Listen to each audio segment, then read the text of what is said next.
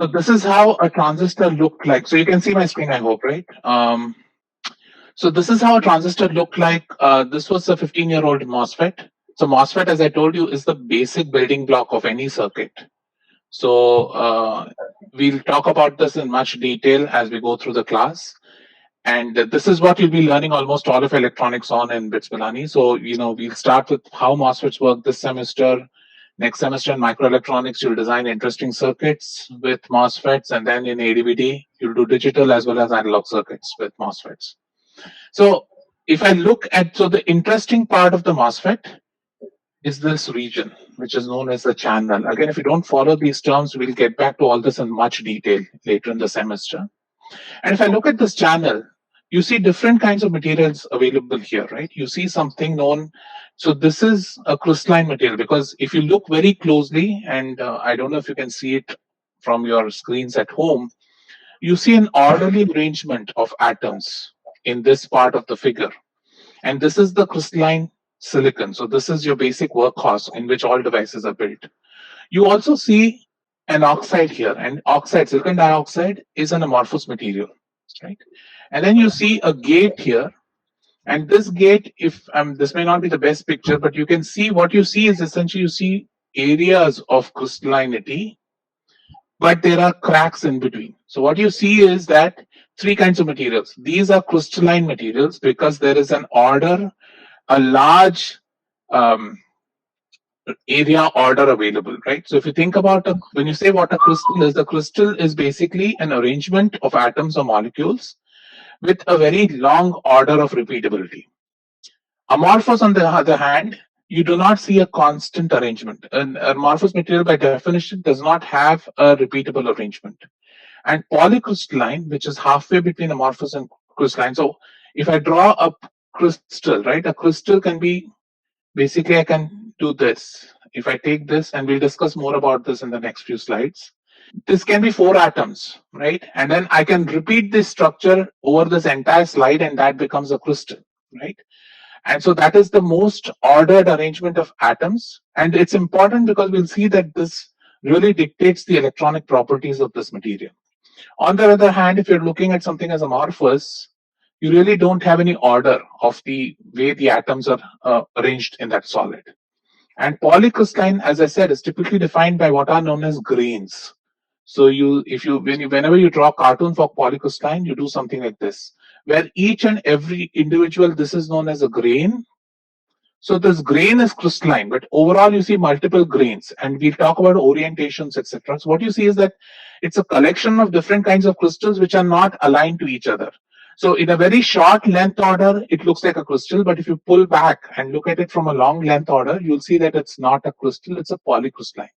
So this is crystal, poly, and amorphous. So these are the three kinds of materials, material arrangements, very broadly speaking, of solids, right? And we will concern ourselves mostly with this, the crystal.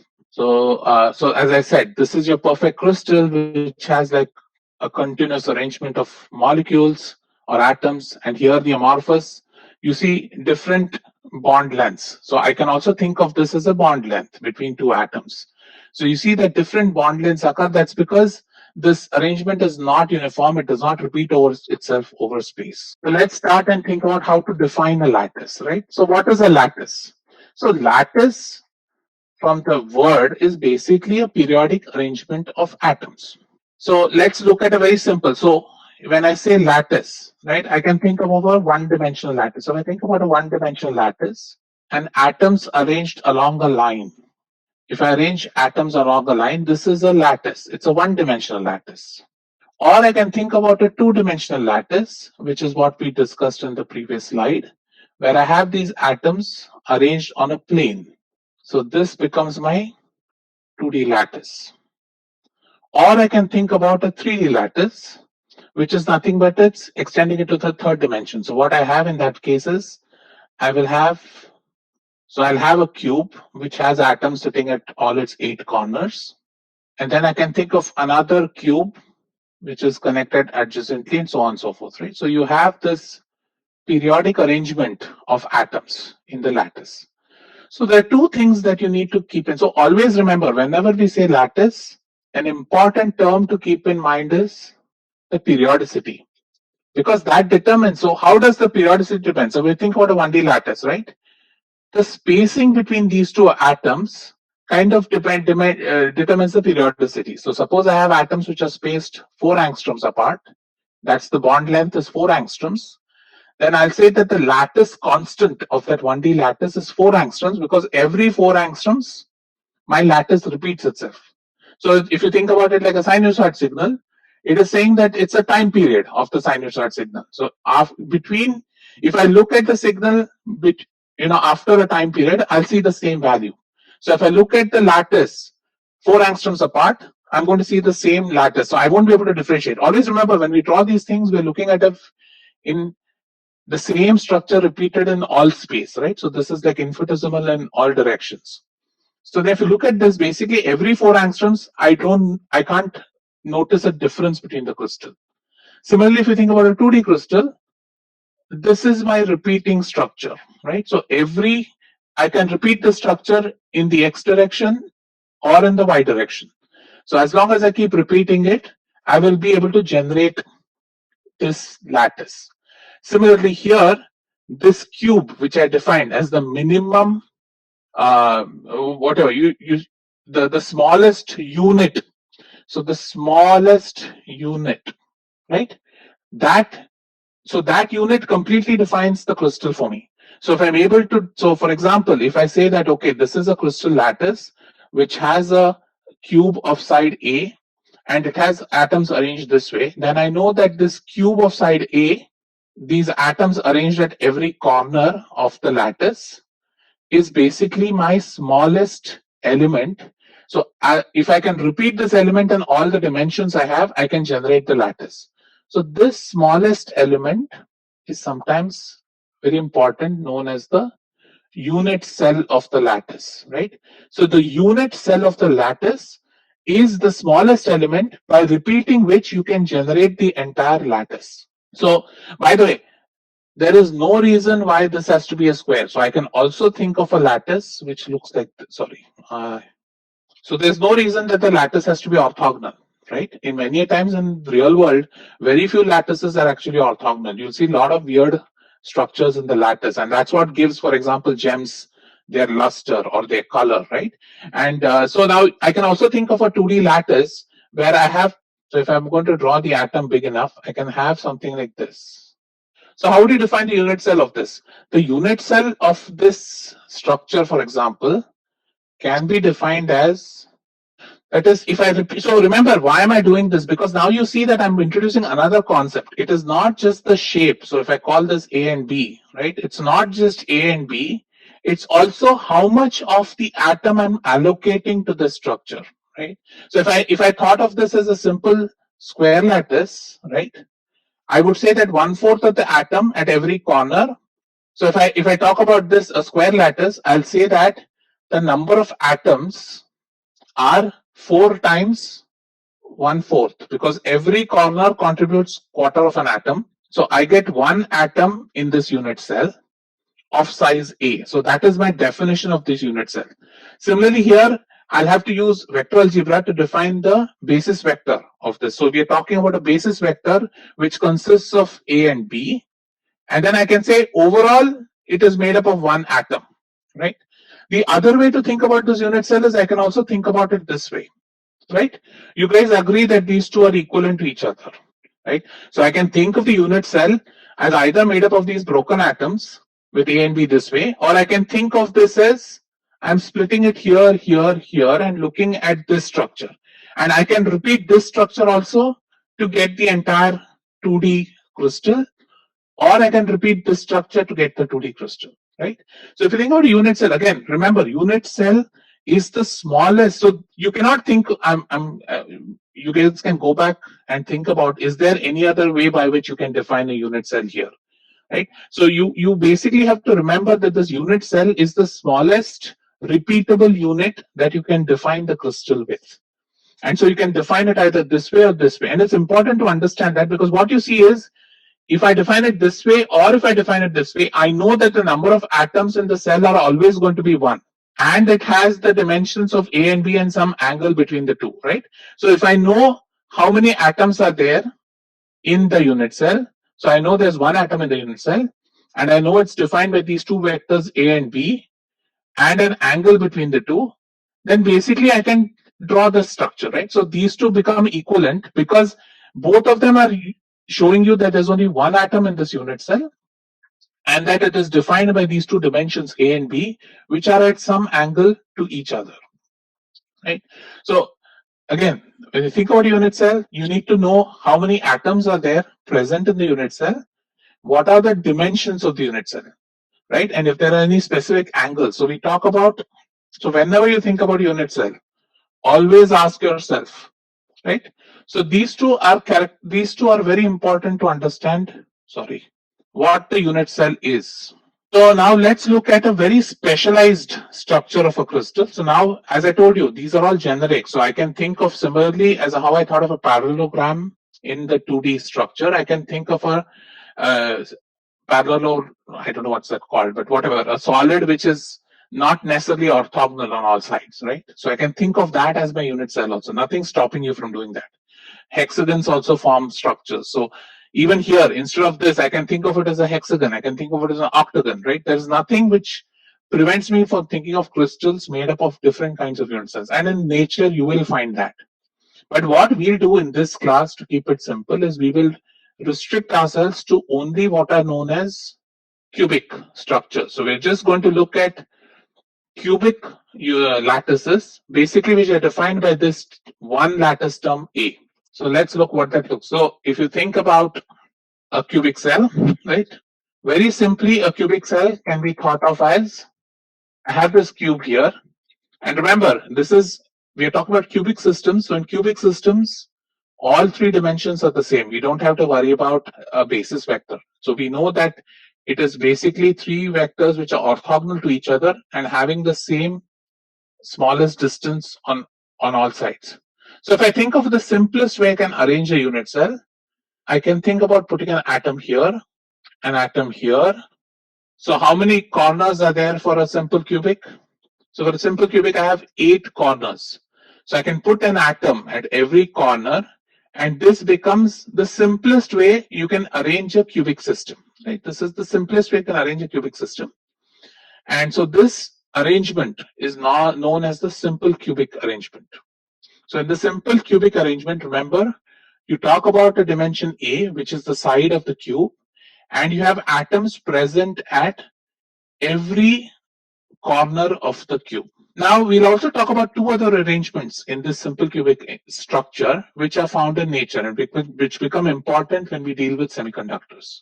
What is known as a body-centered cubic, right? So a body-centered cubic is the same as a simple cubic. So what I'll do is I'll do the start with the simple cubic, which a simple cubic again means that there is one atom present at every corner of the cube. In addition, there is one atom sitting in the center of the cube, right? So if I think about this to be the origin of the axis, so this is z-axis, so this is your x, that's your y, and that's your z, right? So I can think of an atom sitting at 0, 0, 0. This will be A, 0, 0. This will be 0, A, 0. This will be 0, 0, A. What will this be? This will be A, A, 0. This will be 0, A. This will be A, 0, A. And this is going to be A, A, right? Because this is, I'm going A in X, A in Y, and A in Z gets me to this point. So this body centered is basically going to sit at halfway between the two, between the diagonal, right? So it's going to sit at halfway point between the farthest corners of the cube. So you're going to make this BCC sit at A by 2, A by 2, A by 2. So what you do is you take the simple cubic and then add an atom at A by 2, A by 2, A by 2, and that gives you the BCC structure, right? And the BCC structure again is nothing but, it's also called body-centered cubic. So the clue is in the name. Body-centered cubic means a simple cubic with an atom sitting at the center of the crystal. The next structure again comes from the name as a face-centered cubic. So what happens in a face-centered cubic? You can guess it. How many faces does the cube have? A cube has 6 faces, right? So what we can think about is, again, start with the simple cubic. So this is your simple cubic. In addition to the simple cubic, now add an atom at every face center. So this atom is sitting on the top face, this atom is sitting on the bottom face, one atom on each of the 4 side faces, right? So again, what did you do here? You had one atom here at 8 corners, you had one atom here at 8 corners, plus another atom sitting in the center, and here you have the simple cubic. In addition, you have an atom sitting at every face center, right?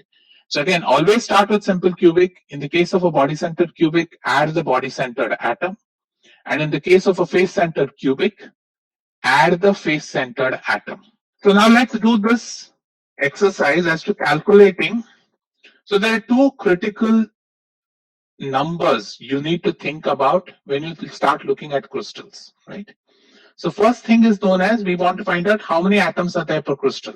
And why is this important? Because this is important for something which we call what is known as the packing density. So it tells you how close, how many atoms are packed per centimeter cube. Then that becomes important because that can directly lead to density, right? So depending on how the atoms arrange itself, now you begin to see that there's a connection between what's happening at the atomic level to something as gross as density of the material, right? So it's important to understand, depending on what kind of structure the atoms of the crystal arrange themselves in, that will also dictate what is the density of the particular material that you're using. And the second important thing we need to understand is the what is known as the nearest neighbor distance. And we'll talk about that a bit, because that tells you that what is the closest distance between 2 atoms. And why is that important? Because that will be directly related to the bond length of the bonding.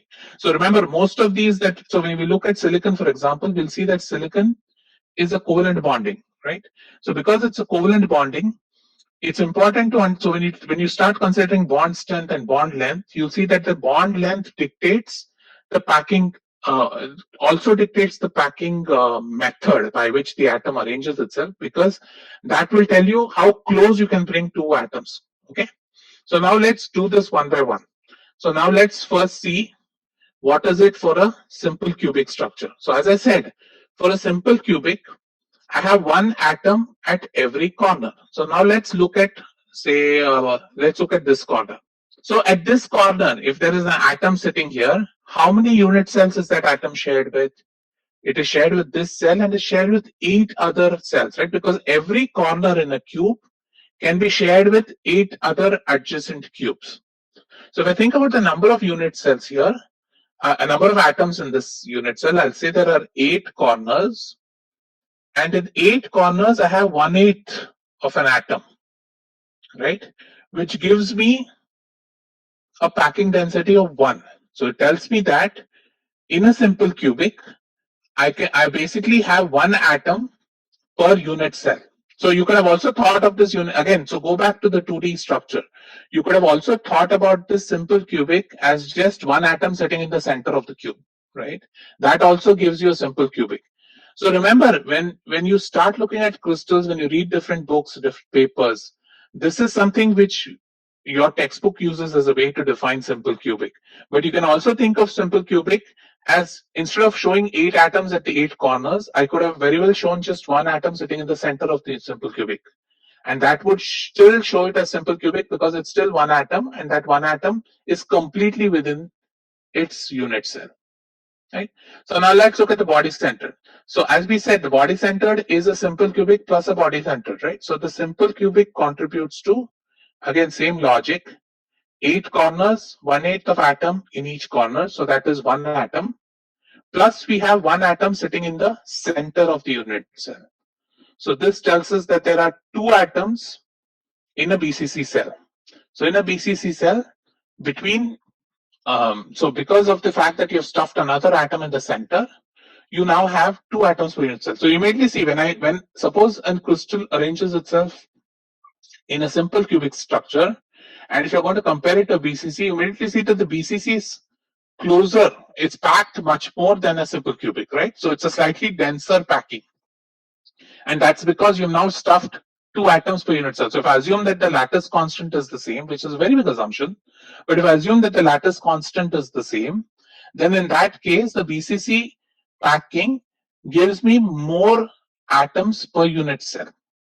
Now let's look at the FCC, because FCC is an interesting thing. Again, FCC is a simple cubic. So I have 8 corners with 1/8 at each point. So that gives me 1. Now let's look at the face contribution. So every face of a cube is shared by how many cubes? 2 cubes, right? So if I look at this face, the bottom face of this cube, the bottom face of this cube is shared with this unit cell and the unit cell below it, right? And how many faces does the cube have? So the cube has 6 faces, right? 4 on this side and top and bottom, so 6 faces. Each face has 1 atom which is shared between 2 unit cells. So the contribution of this atom to this unit cell is half. So it is 6 times half, which makes it 1 plus 3, 4, right?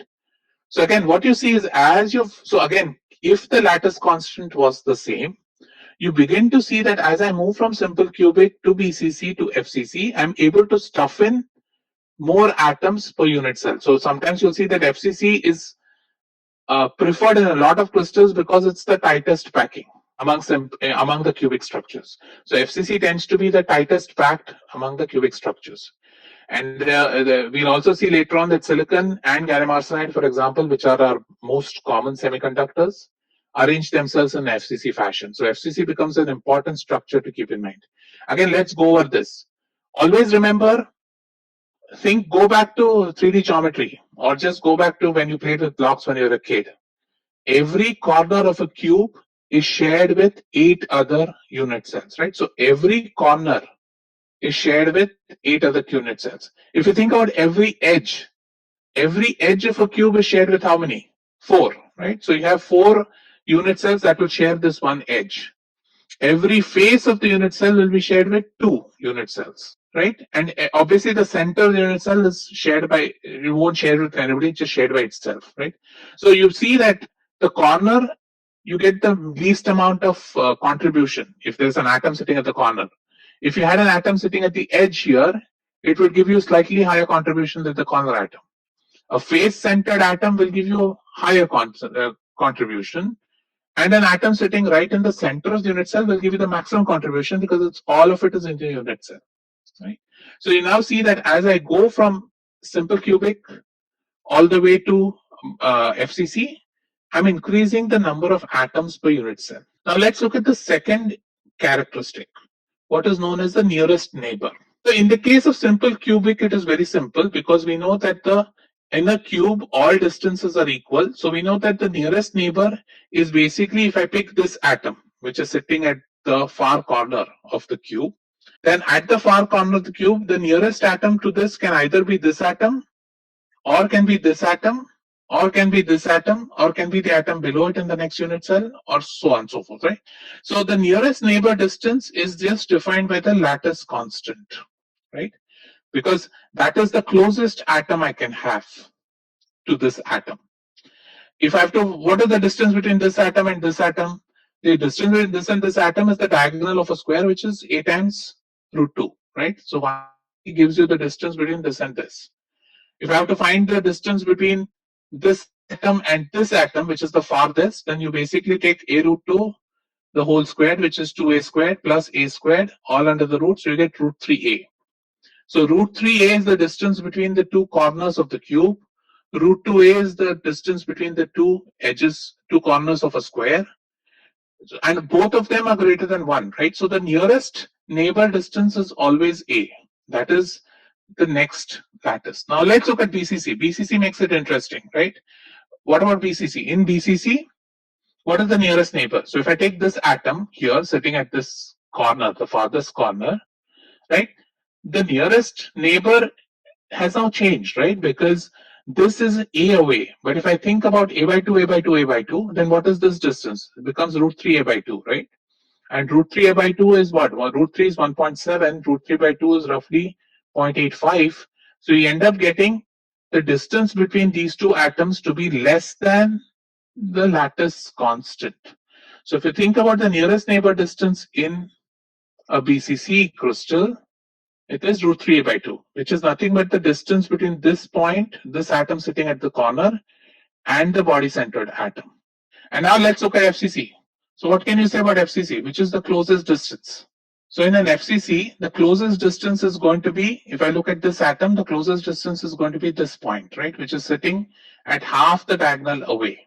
So you can think of the closest distance as, so roughly 0.707A is your closest distance in an FCC. This is roughly 0.85A and this is A. So again, what you see is as you go from simple cubic structure towards face-centered cubic, if you keep the same lattice constant, these two make sense, right? Because as you're packing more atoms, the chance that the atoms get together, get closer to each other becomes higher.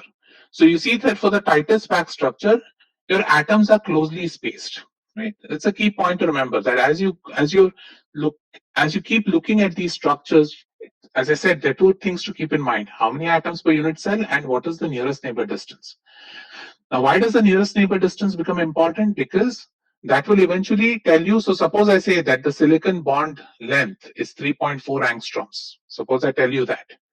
Then you know that when silicon arranges itself, will arrange itself in such a way that the two nearest neighbors are 3.4 angstroms apart, right? Because that is your bond length of silicon. So if I'm going to, so if I say that so suppose, let me write it here. Suppose I say bond length is say 3.4 angstroms. And suppose I say, I know that this, let's not call it silicon because I don't remember the exact value for silicon. Let's say I have an atom which forms a covalent bond with another atom of the same kind, and it has a bond length of 3.4 angstroms, and I know that it arranges itself in an FCC fashion. If I know that, if I ask you, okay, calculate the lattice constant of this, then we know that the nearest neighbor in FCC is 0.707A. So what I'll say is 0.707A is equal to 3.4 angstroms. So which gives my A to be whatever, 3.4 times root 2, right? So 1.4 times 3.4 gives me my lattice constant for that structure. And so it's very powerful to know this. And once you know the chemistry behind the bond, it's very easy to predict the structure or predict the lattice. Or then once you know the lattice constant, then you can start thinking about densities and other gross parameters of the material. So what you're basically going is from an atomic arrangement, we can go all the way up to gross parameters like density. So the other thing to keep in mind, and the reason why I brought this up is if you look at the previous structure, I drew things like this, which are technically not physically right. So when I drew a simple cubic, I drew that simply because to make our arguments easy. I drew things like this. In reality, it's not true, right? Because this atom is sitting here, this atom is sitting here. Atoms have definite radii, they're not points. So when you start thinking about how this actually might look physically, you'll sometimes hear about this tight packing model. So in the tight packing model, for example, what we think about is we think about an atom as a billiard ball or like any sort of ball. And what we'll say is that this atom sits like that here. So it's sitting such that the nearest neighbors touch either. So in a simple cubic, for example, we know that the nearest neighbor is A, which means that if the atomic radius becomes A by 2. So we know that the two atoms along the edge of the simple cubic are touching each other. So this, if you think about the nucleus and this, if you model this as an atom, so this is how the actual simple cubic. So if I think about 2D simple cubic structure, a 2D equivalent simple cubic looks something like this, right? In which case, what you're saying essentially is that the atom. So if I think about the atomic radius of the element, the atomic radius. So along the nearest neighbor distance, the atomic radii touch each other, right? So from the nearest neighbor distance, you can also extract what is known as the atomic radius in the crystal, right? So sometimes you even use this to extract the atomic radius of the crystal. Obviously, if you go and ask a chemist or physicist, he'll laugh at you saying that there's nothing known as, because there's a bunch of electrons and shells, right? So what do you call a radius? It's a pretty hazy concept. But we as material scientists and electronic engineers just like this method because this gives us an idea as to how real materials look like. So this is a very common model which a lot of material scientists use just because it gives us a handle to think about how materials organize themselves. So the other thing which you want to think about, which I want to point out here, we'll do more in the tute. So why is it all important? So a couple of things I also want you guys to think about is, in addition to atoms per unit cell, all that, we can also talk about areal densities. So we'll talk about planes and etc. in the crystal. So I can also ask you, okay, what is the areal density of this plane? So what do you mean by areal density? Areal density means number of atoms per unit cell along this plane only. So suppose I call this plane, I want to see the density of atoms in that. Then it's very simple. I have one atom per a squared, right? Because if the area of the square is a, so one atom per a squared. So I know that the areal density of this plane is 1 by a squared. So 1 by a squared atoms per centimeter squared. Again, one warning, in this class, units are very, very, very important. Without units, numbers don't make sense. And generally, the units we use are centimeters. We don't use meters, but if you use it, it's not wrong. But most device people use centimeters squared. So when you say something, so if you look at the areal density here, I will say that the areal density of this plane is 1 by a squared. Now, if I look at the areal density of, say, this plane, the same plane in an FCC structure. So in an FCC structure in this plane, I have 4 atoms at the 4 corners. So that's 1 atom. And I have 1 atom sitting in the center. Now, when I'm looking at the planar density, I don't have to worry about sharing, right? Because I'm just looking at this as a 2D concept. So then what I'll say is basically my areal density is 2 by a squared because I have 2 atoms per a squared of this plane.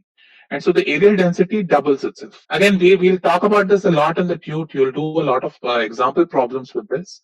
But what I want to point out is 2 things you want to notice. You want to notice that as you go along different, so this is very simple, but even if you look at this, depending on how an electron moves in this, so why are we learning all this? We're learning all this because eventually we want to understand how an electron moves in this crystal, because that is going to determine how we build devices. So we'll see that as an electron moves along this direction, it sees atoms at every A. For example, if you look at this cubic structure. If an electron is moving along the diagonal, it's going to see an atom at every root 2A. The electron is moving along the longest diagonal of the cube, it's going to see an atom every root 3A. So when we do the quantum mechanics part, we'll understand that how the atoms, the spacing of the atoms will determine the motion of the electron. So you'll see that in a crystal, for example, depending on which direction the electron is moving, it might have different electronic properties. So again, very important. And that's why study of crystals for a semiconductor engineer is important, because the electronic properties of the material change as a function of the electron movement direction, right? So it's very important to keep that in mind, that you will begin to see that the electronic properties of the crystal depend on which plane or which direction you're moving in, right? And so that becomes important when you're designing something. You need to ensure that it's designed along a particular plane or along a particular axis if you want a particular property for the electron. So how do we talk about planes and directions in a lattice? So for example, we want to design, how do we define a plane and how do we define a direction? Again, this is 3D geometry, nothing new here. So what we typically do is, so let me do a simple thing. Suppose I'm going to, so again, we normally have to define our origin. So I'll define this to be my, when you want to define a plane, right, we use what are known as Miller indices. So Miller indices are used to define a plane. And so how do we do that? We basically, what we do is, we find the intercept. So in our case, it's very simple. We have all this, right?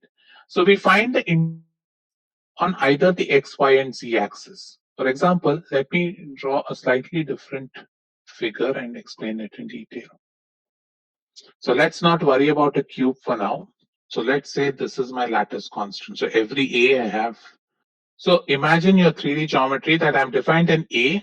I've defined a plane, right, which intersects the x-axis at 3, the y-axis at 1, and the z-axis at 2. So this is some plane, some random plane I'm looking at in 3D geometry. So how do I define the Miller indices? So the algorithm is very simple. First, set up the coordinate axis.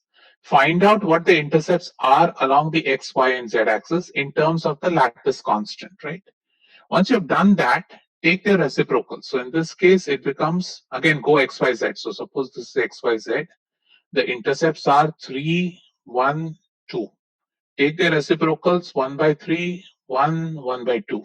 Then convert them to the smallest set of whole numbers and enclose them within simple brackets. So in this case, LCM of 3 and 2 is 6. So you end up getting 2.